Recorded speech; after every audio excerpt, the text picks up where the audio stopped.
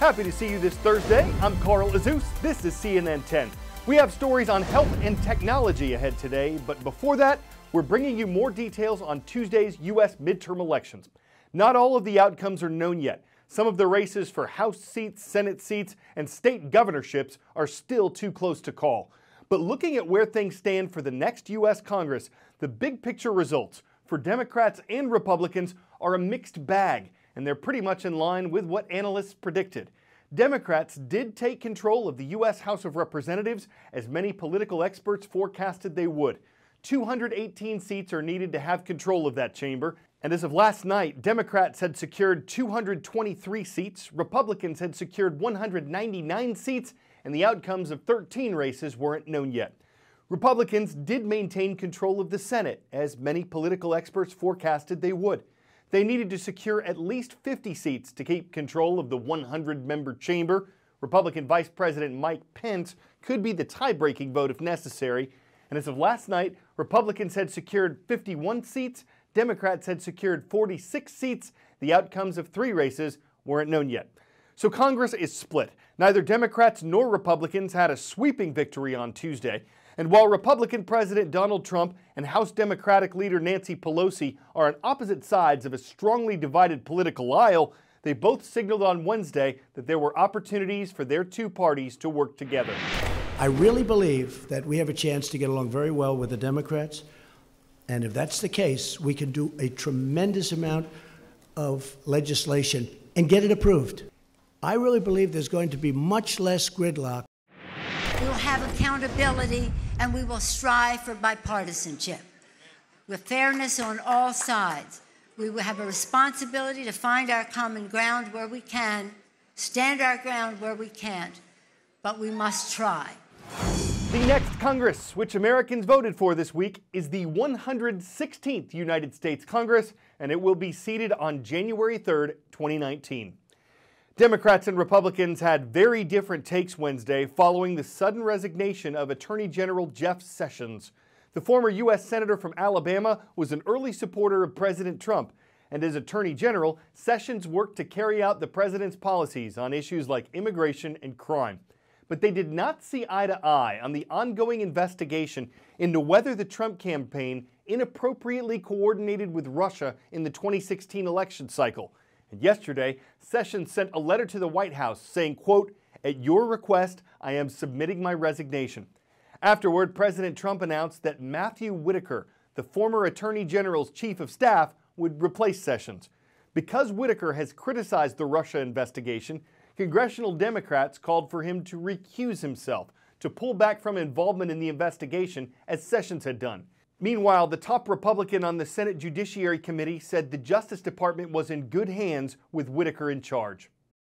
10-second trivia. Which of these diseases was widely eliminated following the development of a vaccine for it in the 1950s? Spanish flu, leprosy, polio, or tuberculosis? It is the nervous system disease polio that has been eradicated in most parts of the world.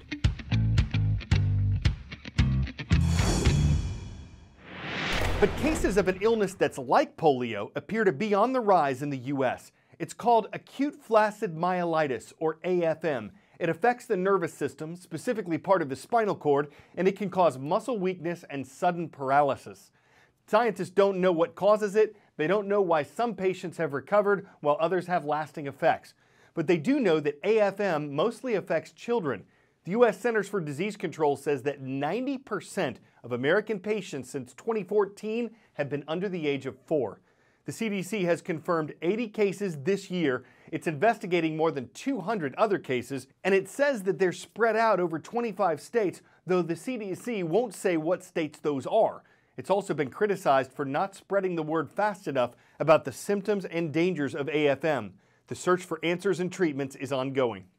In Florida, drone technology is being used to patrol a high school campus. In Australia, it's being used to explore underground mines and tunnels that may be too dangerous for people to enter. In China, a stealth combat drone is being developed for sale to other countries. The technology is moving ahead quickly, bringing both conveniences and challenges where it's being deployed. Slowly but surely, drones are humming their way into our lives. And while some cities are trying to limit their use, one city is aiming to make them a part of everyday life. It's hard to imagine a future without lots of drones in the skies, and that makes many nervous. But in Dubai, people are embracing drones with a mixture of infrastructure, a helping hand to startups, and education. Exponent is a drone tech company that set up shop in 2012 and has created some imaginative tech since, from burger delivery drones to solar panel cleaners with leaf blowers attached to them. So this is the drone cleaner. So, you know, Dubai actually has a lot of dust in the air, etc. We can see it everywhere. And this basically covers the camera and causes a lot of problems with the imagery that can be collected. So this drone comes up, sprays the little bubble that covers the camera, and then alongside it, another drone comes up and dries it off. It could be easier to clean my lights this way in the house. It sounds zany, but these are very serious applications related to the cleaning of CCTV cameras. What's the relationship like between Dubai's government and drone companies like yours? The Dubai government itself is one of the most prolific adopters of the technology. They've created an environment where the drone industry can really take off.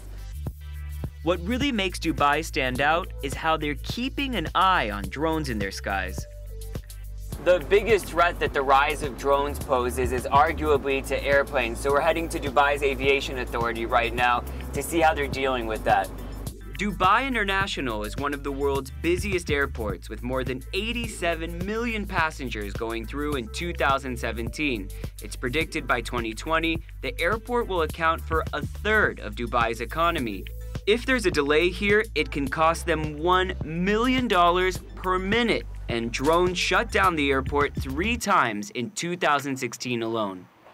From the reports going back to 2015 with the numerous disruptions in the Dubai airspace, we came up with the Skytrack system. The big difference between us and any other system that's available out there, the information that you see portrayed on the screen comes directly from the source, in other words, from the tracking device, of which we have one here. This is an actual device that goes Yes. on a drone to track it and then give you this real-time information. Correct. With the drone industry booming in Dubai, even drone education is catching on. Places like the American University of Sharjah are starting their own courses to satisfy high demand for drone jobs.